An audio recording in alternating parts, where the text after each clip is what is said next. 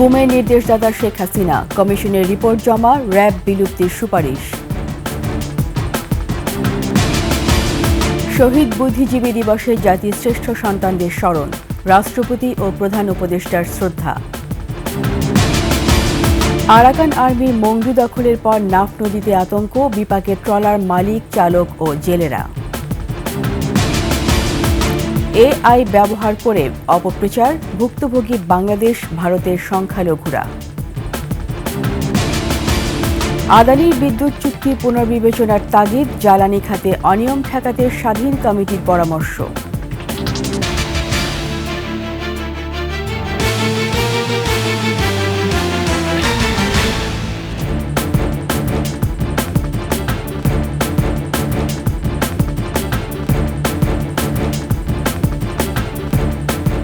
শুনছিলেন সংবাদ শিরোনাম। আমন্ত্রণ রাতের ২১ সংবাদে, সাথে আছি আমি রীতা চৌধুরী। দর্শক, ২১ টেলিভিশনের সংবাদ একই সাথে সরাসরি দেখতে পাবেন আমাদের ফেসবুক পেজ www.facebook.com/2124 অনলাইনে। সাবস্ক্রাইব করতে পারেন www.youtube.com/@21etv চ্যানেলে। এছাড়া সংবাদেও থাকছে শেষ শ্রদ্ধায় সিক্ত নিঃসঙ্গ কবি হেলাল হাফিজ, প্রজন্ম থেকে প্রজন্ম বেঁচে থাকবেন প্রেমের পংক্তিমালায়।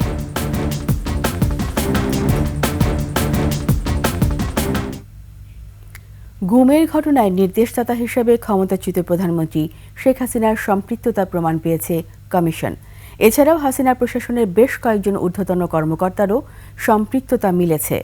আজ প্রধান উপদেষ্টার কাছে এ সংক্রান্ত প্রতিবেদন জমা দেওয়া হয়েছে। কমিশন র্যাব বিলুপ্তিরও সুপারিশ করেছে। আরও জানাচ্ছেন প্রণব চক্রবর্তী। ৫ আগস্ট ছাত্র জনতার অভ্যুত্থানে হাসিনা সরকারের পতনের পর বেরিয়ে আসে আয়নাঘর সহ আওয়ামী লীগের সময় টর্চারের নানা তথ্য।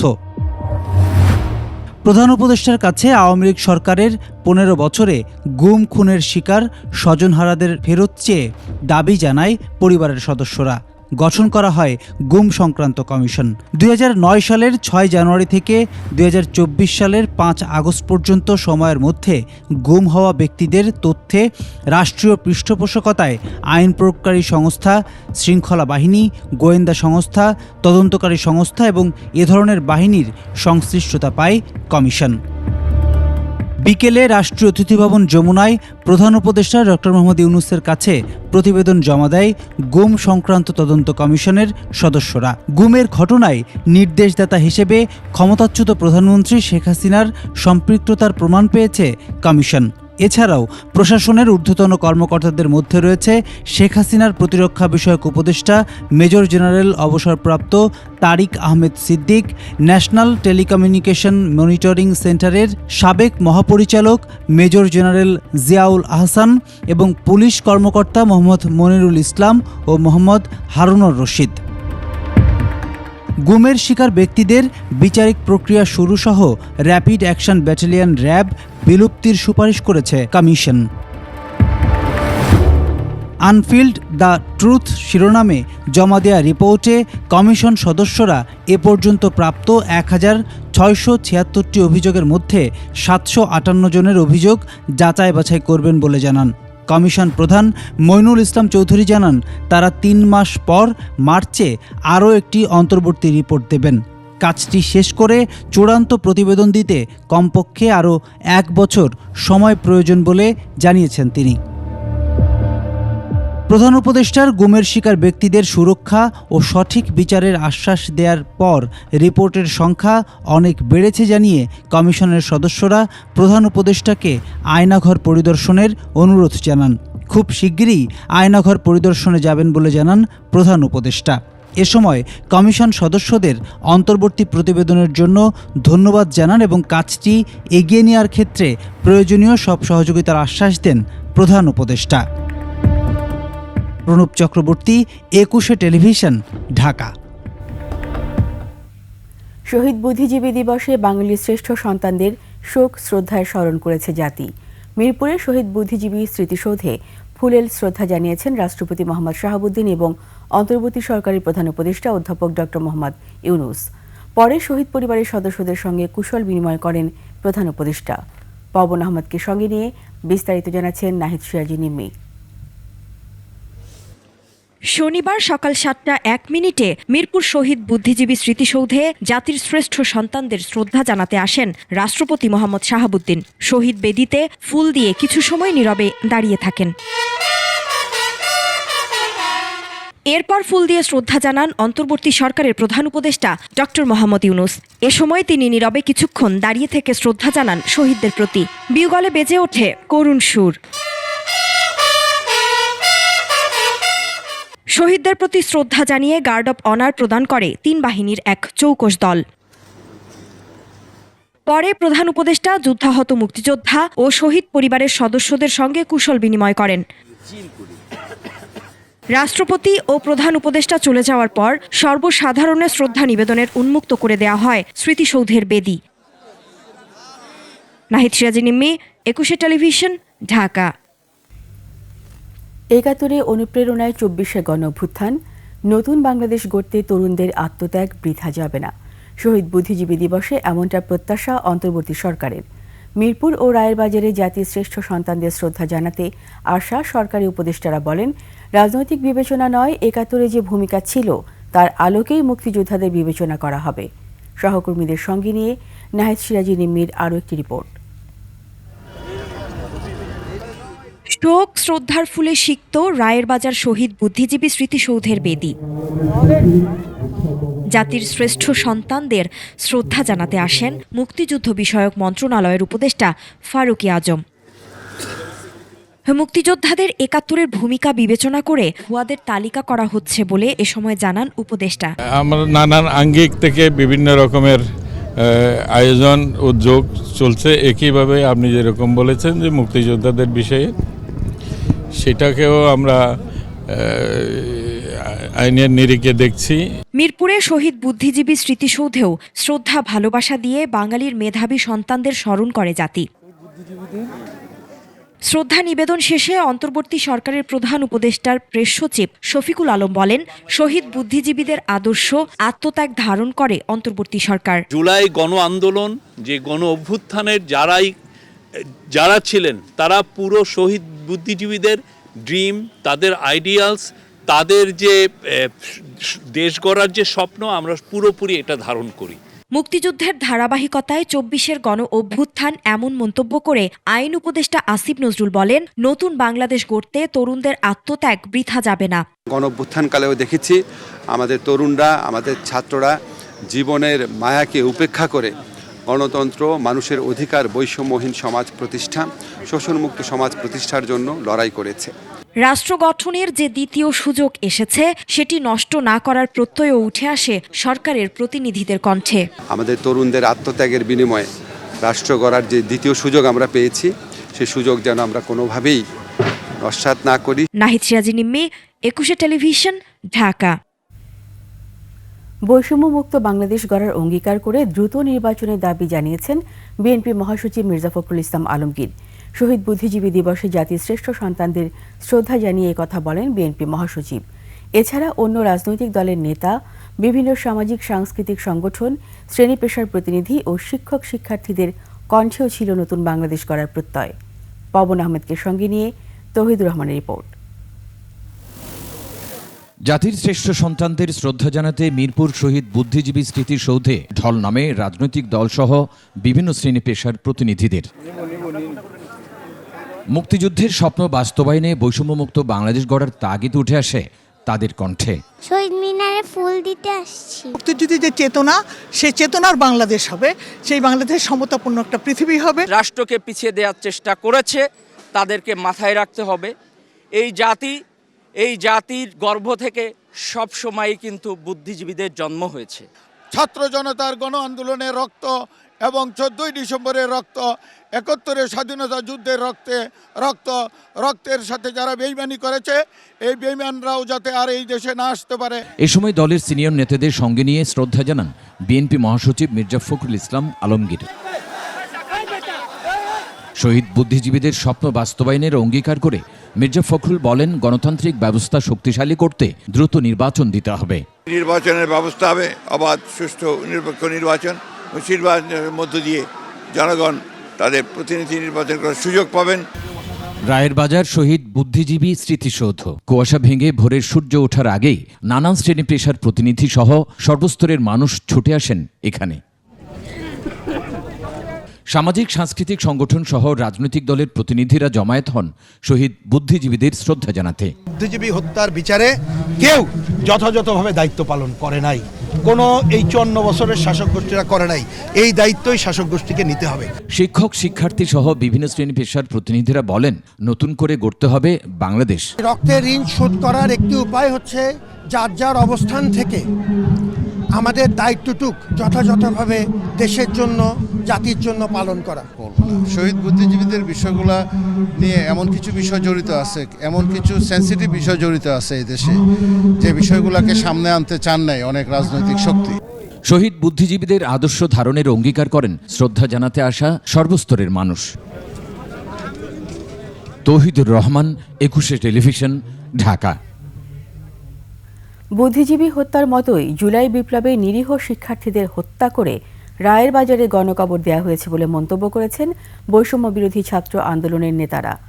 ৭১ বিজয়কে আওয়ামী লীগ ছিনতাই করেছিল মন্তব্য করে মুক্তিযুদ্ধের আকাঙ্ক্ষা বাস্তবায়নে অন্তর্বর্তী সরকারের প্রতি আহ্বান জানান তারা। তৌহিদুর রহমানের আরও একটি রিপোর্ট।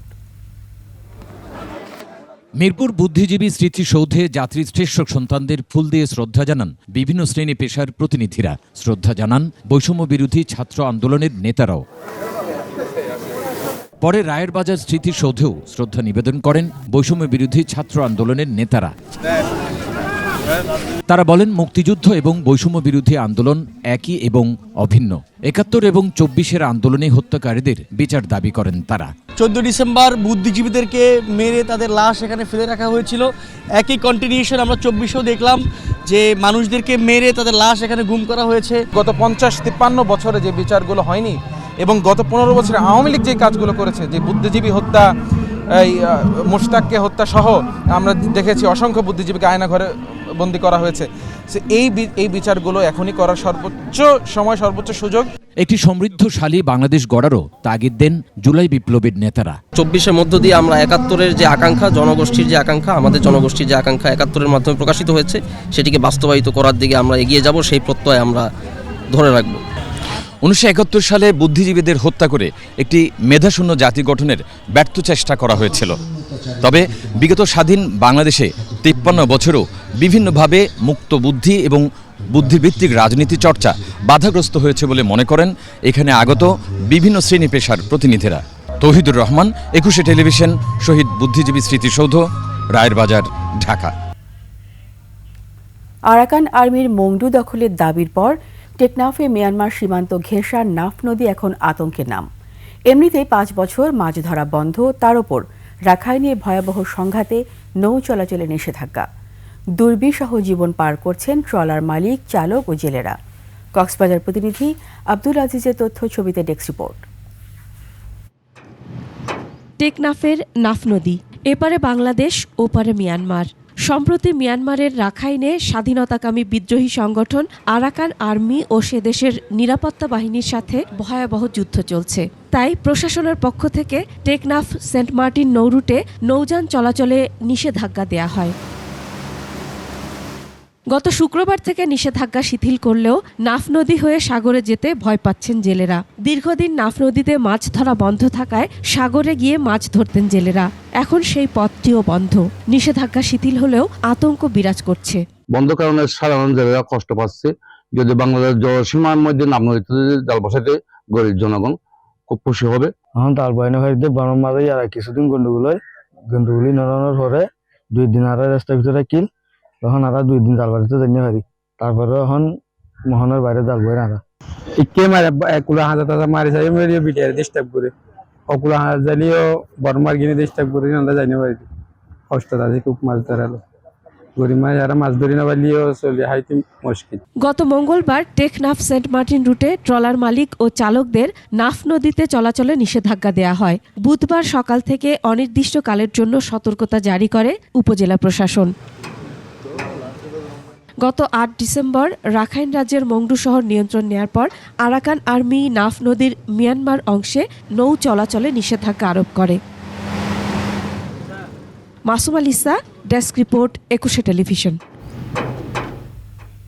5 আগস্টের পর থেকে কৃত্রিম বুদ্ধিমত্তা বা এআই ব্যবহার করে সামাজিক মাধ্যমে বাংলাদেশ ও ভারতের সংখ্যালঘুরা অপপ্রচারের শিকার হচ্ছেন বেশি। এই অপপ্রচার রোধে জনসচেতনতার পাশাপাশি মূলধারার গণমাধ্যমে দায়িত্বশীল ভূমিকার তাগিদ বিশ্লেষকদের। মানিক শিকদারের প্রতিবেদন। হিটলারের শাসনকালে প্রতিপক্ষকে হেয় করতে নানা রকম অপপ্রচারের জন্য কুখ্যাত গোয়েবলস। হিটলারের পতন হলেও বিশ্বজুড়ে থেমে নেই অপপ্রচার। আধুনিক তথ্য প্রযুক্তির যুগে সামাজিক যোগাযোগ মাধ্যম সহ বিভিন্ন প্রচার মাধ্যমে অপপ্রচার পাল্লা দিয়ে বাড়ছে।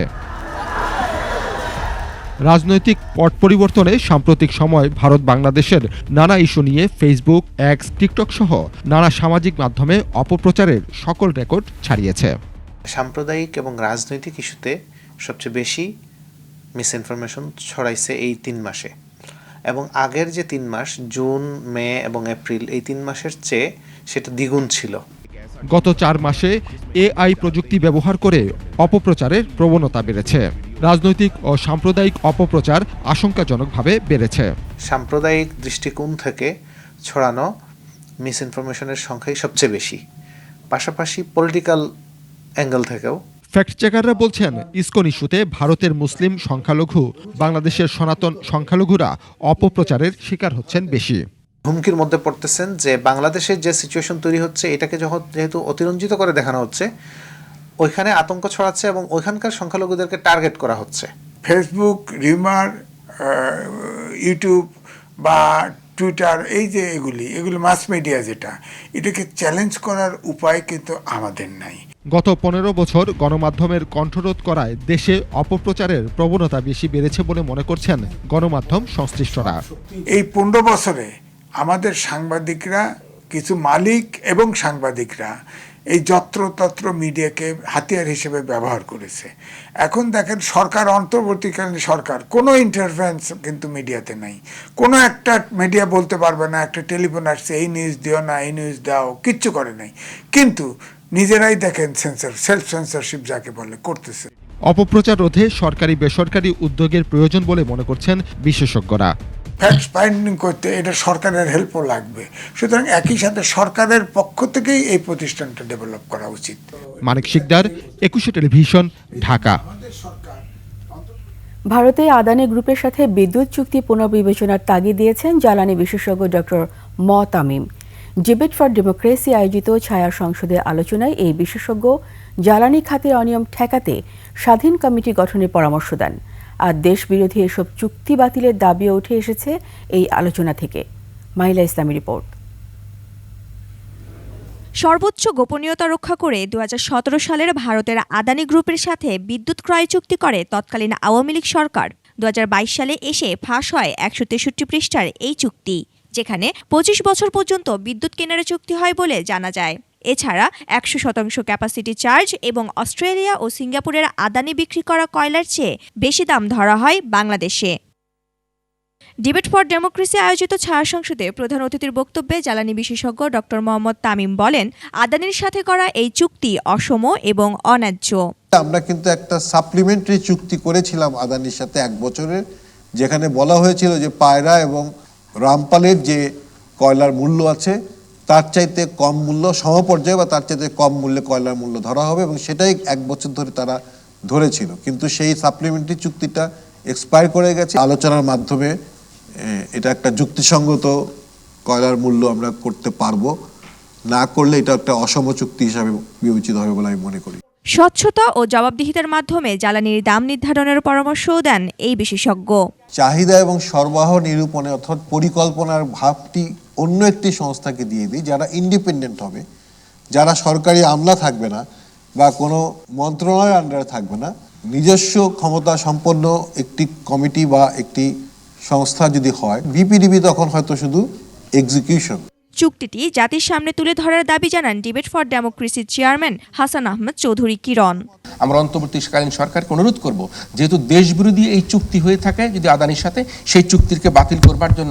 জ্বালানি খাতের দুর্নীতিবাজদের দৃষ্টান্তমূলক শাস্তির দাবিও উঠে আসে ছায়া সংসদের আলোচনায়। বিদ্যুতের জন্য মানুষকে যেতে হবে না। মাহিলা ইসলাম, 21 টেলিভিশন, ঢাকা। এবার জানবো নিঃসঙ্গ কবির শেষ যাত্রার খবর। এক জীবন খরচ করে কবিতা লিখেছেন হেলাল হাফিজ। শেষ নিঃশ্বাস অবধি যাপন করেছেন যাযাবর জীবন। বেঁচে থাকাই ছিল তার কাছে গ্লানি। তার প্রয়াণে বাংলা সাহিত্য হারালো শ্রেষ্ঠতম এক তারকা কবিকে। বাংলা একাডেমি ও প্রিয় আড্ডাস্থল জাতীয় প্রেস ক্লাবে কবিকে শেষবারের মতো বিদায় দিতে এসে এসব বলছেন স্বজন ও গুণগ্রাহীরা। আদিত্য মামুনের রিপোর্ট। বাংলা ভাষার শক্তিমান কবি হেলাল হাফিজ এলেন বাংলা একাডেমিতে, অথচ তিনি কাউকে দেখছেন না, কারো কথাও শুনছেন না। কাউকে কাছে ডেকে আন্তরিক ভঙ্গির সেই চিরচেনা হাসিমাখা আড্ডা আলাপনে মেতে উঠছেন না। একাডেমির নজরুল চত্বরে ফ্রেজিং ভ্যান থেকে নামানো হলো কবির শীতল দেহখানি। তার চেয়েও ভারী তার কবিতার ভার কি বহন করতে পেরেছে জাতি? এ যেন শুধু নিথর পড়ে থাকা, বিস্তর অবজ্ঞায় উগরে দেয়া অবহেলা উপহাসের চূড়ান্ত জবাব।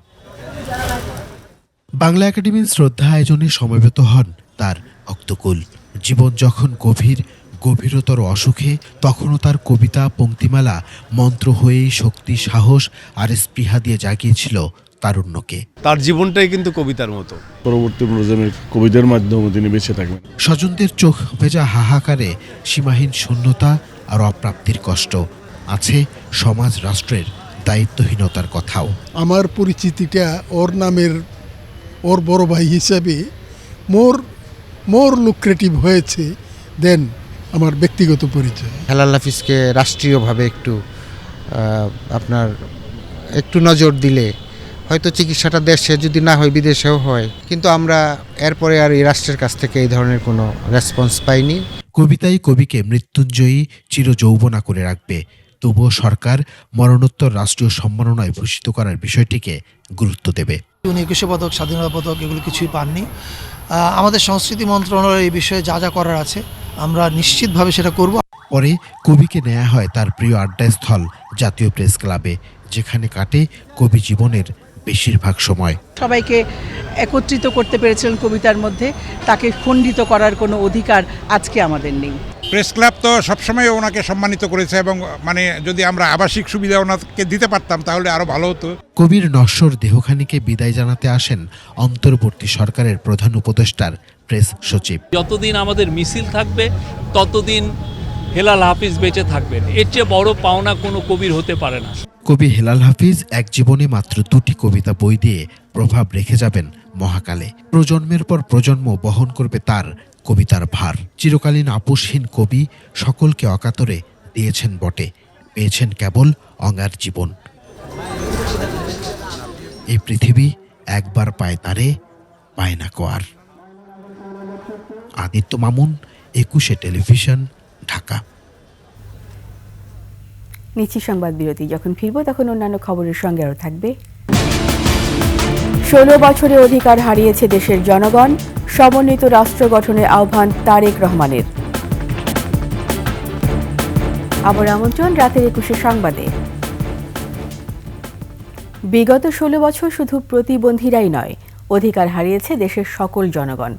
বিএনপি ক্ষমতায় গেলে সবাইকে সাথে নিয়ে সমন্বিতভাবে রাষ্ট্র গঠন করা হবে বলে জানিয়েছেন দলের ভারপ্রাপ্ত চেয়ারম্যান তারেক রহমান। ওমর ফাহিমের রিপোর্ট।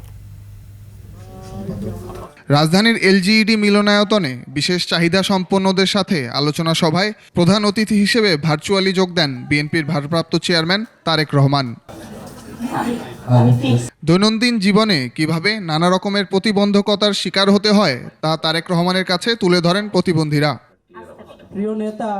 প্রায় 2 ঘন্টা ধরে পিছিয়ে পড়া নারী পুরুষের কথা শুনে নিজের বক্তব্য রাখেন বিএনপির ভারপ্রাপ্ত চেয়ারম্যান তারেক রহমান। আমরা গণপরিবহন এবং বিভিন্ন সরকারি বেসরকারি স্থাপনাকে প্রতিবন্ধী ব্যক্তিদের জন্য উপযোগী করে গড়ে তোলার লক্ষ্যে একটি সমন্বিত পরিকল্পনা গ্রহণ করতে চাই। বলেন বিএনপি ক্ষমতায় গেলে প্রতিবন্ধীদের উন্নয়নে কাজ করবে। যে এই মানুষগুলো যাতে অর্থনৈতিকভাবে স্বাবলম্বী হতে পারেন, আমরা তার জন্য বাস্তবসম্মত ভোকেশনাল এবং টেকনিক্যাল ট্রেনিংয়ের ব্যবস্থার পরিকল্পনা আমরা রেখেছি আমাদের চিন্তাভাবনা। পাশাপাশি সরকারি চাকরিতে এই সকল মানুষদের জন্য একটি নির্দিষ্ট অংশীদারিত্ব নিশ্চিত করার একটি পরিকল্পনাও আছে আমাদের ভেতর। শেখ হাসিনার আমলে জনগণ তাদের অধিকার হারিয়ে অসহায় জীবনযাপন করেছে। কিভাবে প্রতিবন্ধীদের দেশের সম্পদে পরিণত করা যায় তা নিয়ে কাজ করা হবে বলেও জানান তারেক রহমান। এদিকে ক্ষমতায় গেলে প্রতিবন্ধীদের নিয়ে কাজ করার প্রত্যাশা ব্যক্ত করেন বিএনপির মহাসচিব মির্জা ফখরুল ইসলাম আলমগীর। আপনাদের যে সমস্ত সমস্যাগুলোর কথা বললেন, আপনাদের সেগুলোকে চিহ্নিত করে ভবিষ্যতে আমরা সুযোগ পেলে অবশ্যই সেগুলো সমাধানের জন্য আমরা আপ্রাণ চেষ্টা করব। উমর ফাহিম, 21 টেলিভিশন, ঢাকা। দুপক্ষের স্বার্থের ভিত্তিতে ভালো সম্পর্কের স্পষ্ট বার্তা ভারতকে দেয়া হয়েছে বলে জানিয়েছেন পররাষ্ট্র উপদেষ্টা তৌহিদ হোসেন। আরও বলেছেন, বাংলাদেশ সব দেশের সাথেই সুসম্পর্ক রাখতে চায়, তবে তা হতে হবে সমতার ভিত্তিতে। নরসিংদীতে এক মতবিনিময় সভায় উপদেষ্টা আরও বলেন, ছাত্র জনতার আন্দোলনে বিশেষ পরিস্থিতিতে এই সরকারকে দায়িত্ব দেওয়া হয়েছে। প্রয়োজনীয় সংস্কার শেষে সুষ্ঠু নির্বাচনের মাধ্যমে রাজনীতিবিদদের হাতে ক্ষমতা দিয়ে সরে যাবে অন্তর্বর্তী সরকার। তবে ছাত্রছাত্রীদের আবার যেন রাস্তায় নামতে না হয়, আর যেন তাদের প্রাণ না ঝরে, সেই দায়িত্ব রাজনৈতিক সরকারকে নিতে হবে। আমরা সব দেশের সাথে সুসম্পর্ক চাই, সমতার ভিত্তিতে, সম্মানের ভিত্তিতে, এবং আমরা এই লক্ষ্যে কাজ করে যাচ্ছি। অনেকে ভারতের সাথে সম্পর্ক নিয়ে প্রশ্ন তোলেন, যেহেতু এক ধরনের একটা অস্বস্তি এই সরকার পরিবর্তনের পরে ছিল।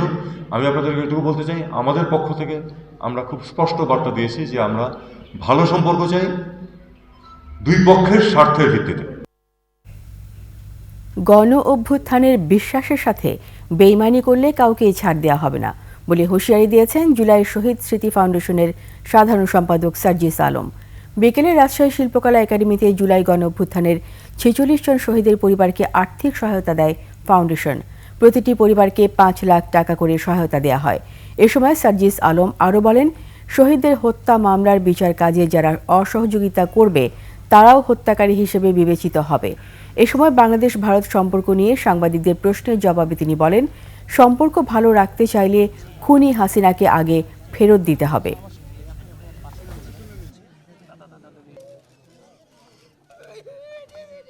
এই অভ্যুত্থানের স্পিরিটের সাথে বিশ্বাসঘাতকতা করছেন।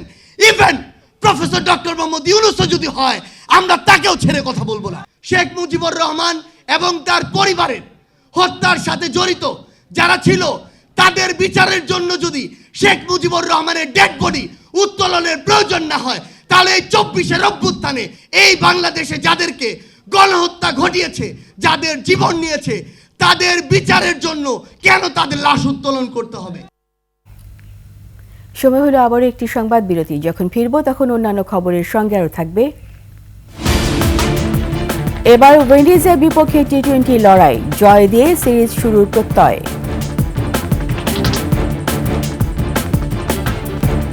আবার আমন্ত্রণ রাতের 21 সংবাদে। এবার বাণিজ্য সংবাদ।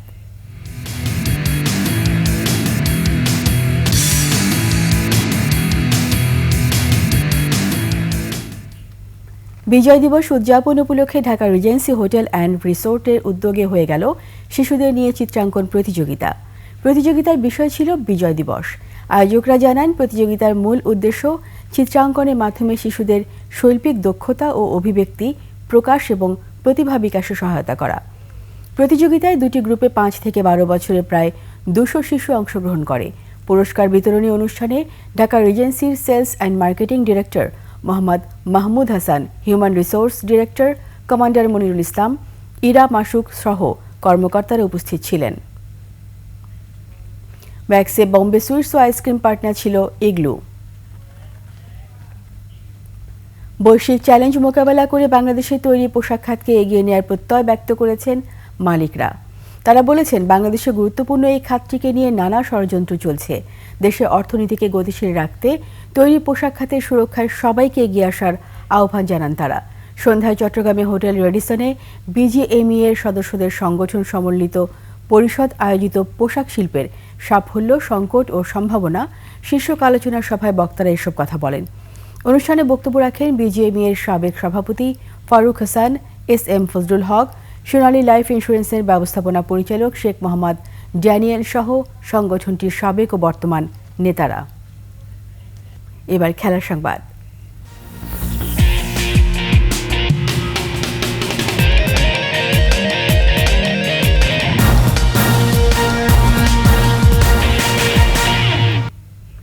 দল হিসেবে খেলতে পারলে টি-20-তে স্বাগতিক ওয়েস্ট ইন্ডিজকে সহজে হারাতে পারবে বাংলাদেশ, এমনটাই বললেন টাইগার ওপেনার সৌম্য সরকার।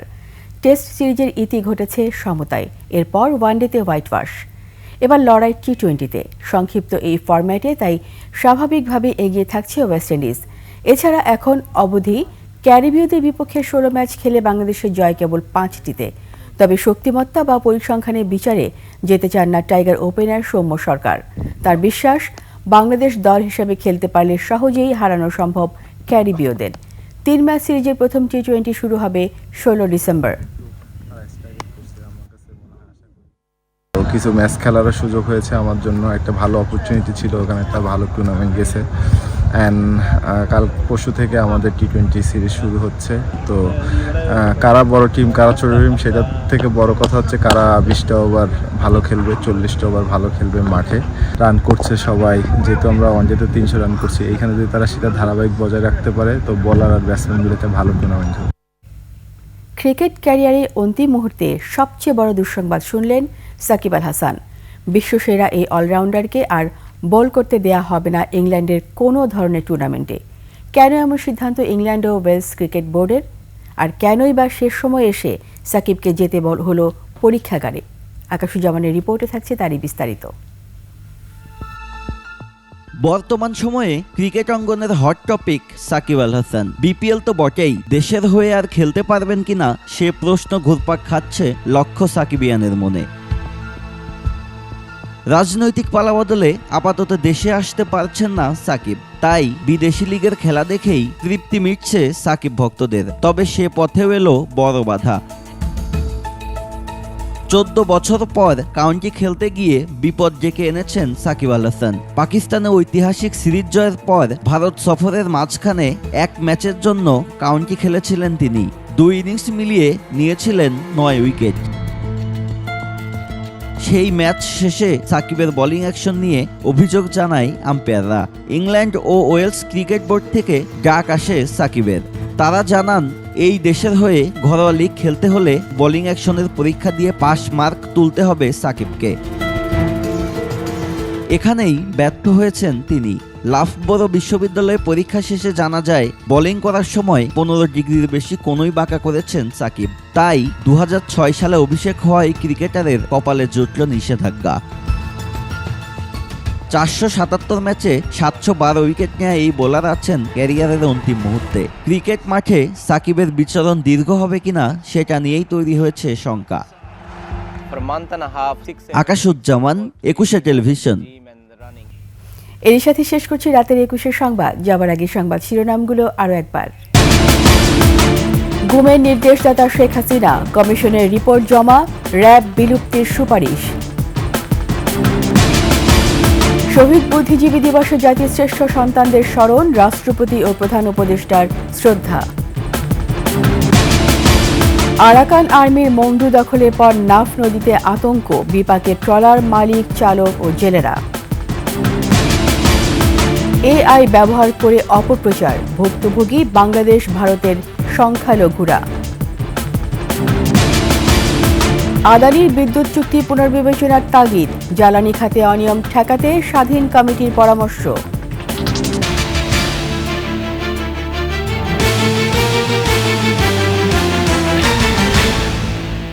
সবশেষ সংবাদ জানতে ডায়াল করুন 2021 নম্বরে আর ভিজিট করুন 21-tv.com ওয়েবসাইটে।